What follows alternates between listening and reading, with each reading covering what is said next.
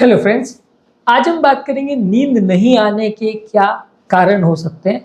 बहुत सारे लोगों को नींद ना आने का प्रॉब्लम होता है, पूरी पूरी रात जागते रहते हैं। अलग अलग कारणों से लोग परेशान होते रहते हैं, करवटें बदलते रहते हैं। अगर हम इसके कारणों को डिस्कस कर सकेंगे या इसके रिस्क फैक्टर्स को डिस्कस कर सकेंगे तो शायद बीमारी को सॉर्ट आउट करना कई बार थोड़ा आसान हो जाता है, क्योंकि हर व्यक्ति को नींद नहीं आने के कारण सेम नहीं होते। अलग अलग लोगों में अलग अलग कारण होते हैं, जिसको यदि हम सॉर्ट आउट करें तो बीमारी को ट्रीट करना ईजी होता है। यदि हम किसी बीमारी के कारणों को समझेंगे तो ही उसके निवारण करना ईजी होगा। टॉपिक पर जाने से पहले जो लोग हमारे चैनल पर नए हैं उन्हें रिक्वेस्ट करूँगा कि चैनल को सब्सक्राइब करें, वीडियोज़ को लाइक और शेयर करें।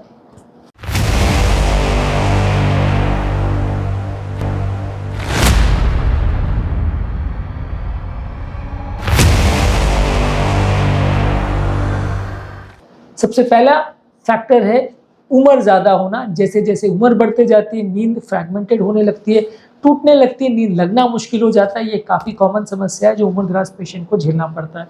तो स्लीप के लिए एक इम्पॉर्टेंट रिस्क फैक्टर है उम्र। यंग पेशेंट्स में कंपैरेटिवली ज़्यादा अच्छी नींद होती है, ज़्यादा जल्दी नींद आती है। उम्रदराज लोगों में कम नींद आती है, ये मान के चलना चाहिए। फीमेल जेंडर एक और रिस्क फैक्टर है। फीमेल्स लोगों को कंपैरेटिवली नींद का प्रॉब्लम होने का चांस ज़्यादा है as compare to male patients. Hormonal changes की वजह से और प्रेगनेंसी और मेनोपॉज के दौरान स्लीप डिस्टर्बेंसेस ज़्यादा देखने को मिलते हैं। तो यदि फीमेल जेंडर की व्यक्ति है तो उसको कंपैरेटिवली इंसोम्निया का प्रॉब्लम ज़्यादा होगा।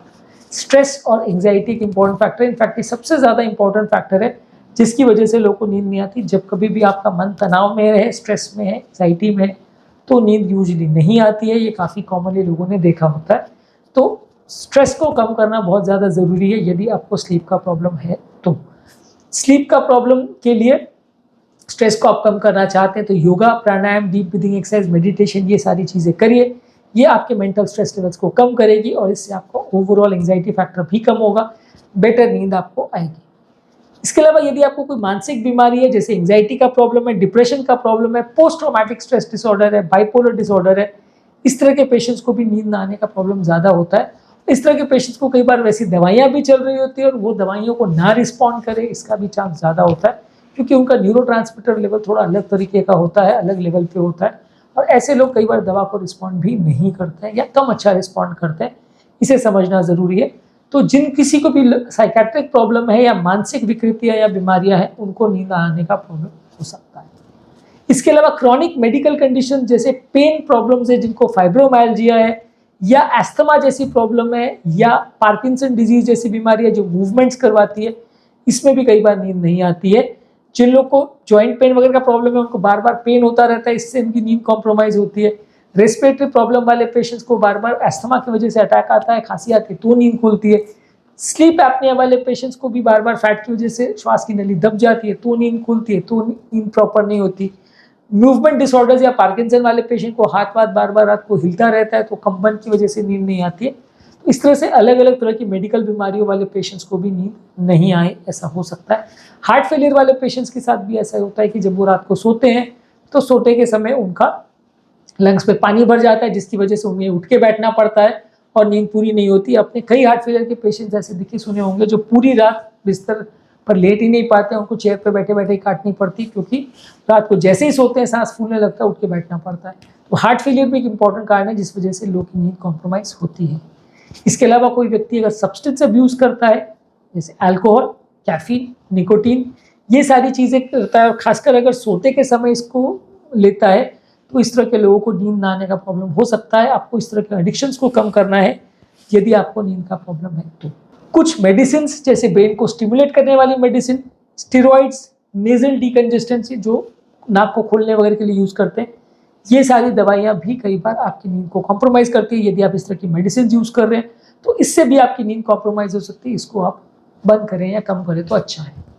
नाइट शिफ्ट जो लोग काम करते हैं और इंटरमिटेंटली शिफ्ट चेंज करते हैं, कभी आज दिन में कर रहे हैं, कल रात में कर रहे हैं, फिर दिन में कर रहे हैं, फिर रात में कर रहे हैं, अलग अलग शिफ्ट्स में काम करते हैं, उनकी बॉडी को प्रॉपर एडजस्ट होने का टाइम नहीं मिलता है, प्रॉपर स्लीप साइकिल को मेंटेन करने उनके लिए मुश्किल हो जाता है, इसलिए उनकी नींद कॉम्प्रोमाइज़ हो जाती है। तो जब लोग नाइट शिफ्ट में काम करते हैं और खासकर शॉर्ट ड्यूरेशन में जब चेंज होता है शिफ्ट्स, तो उनको नींद का प्रॉब्लम ज़्यादा होता है।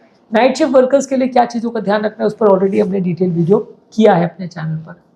इसके अलावा जो लोग जेट लैग की वजह से एक कंट्री से दूसरे कॉन्टिनेंट में जाते हैं, वहां पे जहाँ टाइम जोन चेंज हो जाता है, यानी दिन के बदले रात हो जाता है, वहां पे भी आपका नींद कॉम्प्रोमाइज हो जाता है, क्योंकि आपकी बॉडी का स्लीप साइकिल उस तरह से एडजस्टेड होता है कि आपको इस पर्टिकुलर टाइम पे नींद आनी चाहिए।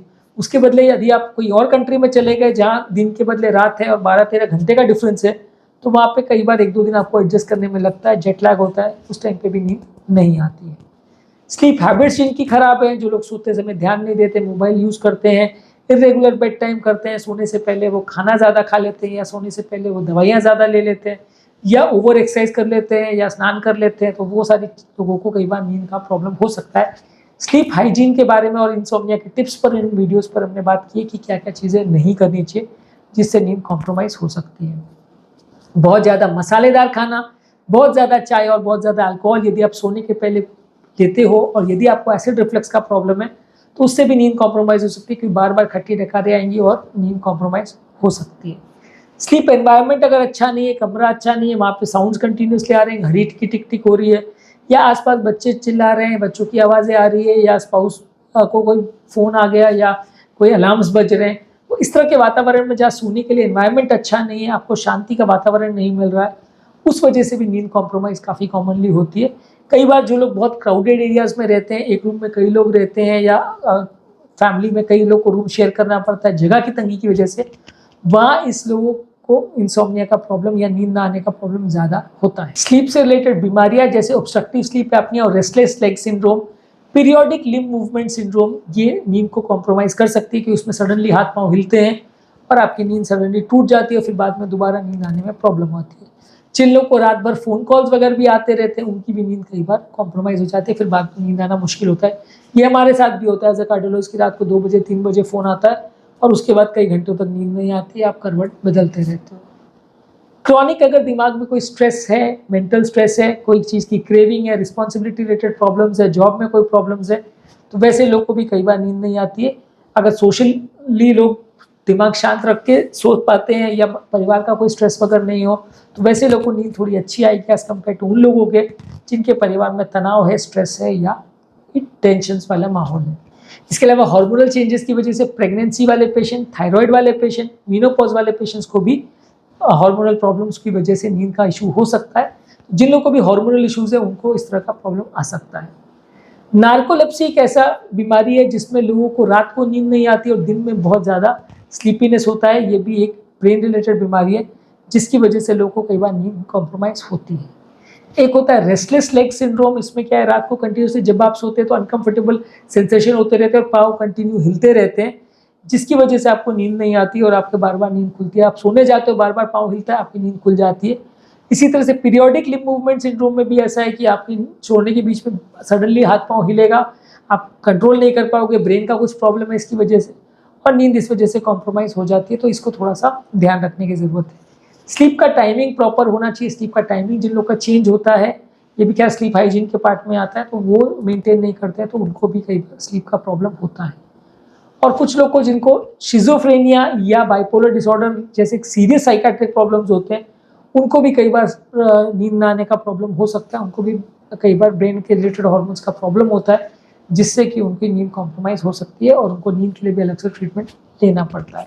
तो ये बेसिकली वो कारण है जिनकी वजह से लोगों को नींद का प्रॉब्लम हो सकता है। इनमें से जो भी आपके केस में एप्लीकेबल है, उसे आप चेंज या ट्रीट करेंगे तो नींद का प्रॉब्लम सॉर्ट आउट हो सकता है। ये टॉपिक उन लोगों के लिए इंपॉर्टेंट है जिनको नींद ना आने का प्रॉब्लम है, लेकिन सबके केस में कारण अलग हो सकता है, सबका थेरेपी भी अलग है। अगर किसी को साइकाट्रिक प्रॉब्लम है तो थेरेपी अलग है, ब्रेन का प्रॉब्लम है तो अलग है, डाइट का प्रॉब्लम है तो अलग है, और अगर हैबिट्स का प्रॉब्लम है तो थेरेपी अलग है। तो हर व्यक्ति के लिए सेम टिप्स अप्लाई करेंगे वैसा नहीं है। आप आपके प्रॉब्लम को अगर समझ सकेंगे तो आप उसके ट्रीटमेंट को भी बेटर मैनेज कर सकेंगे। उम्मीद करूँगा कि आज के टॉपिक में कुछ नई बातें जानने को मिली होगी। जो लोग हमारे चैनल पर नए हैं, उन्हें रिक्वेस्ट करूँगा कि चैनल को सब्सक्राइब करें, वीडियोज़ को लाइक और शेयर करें।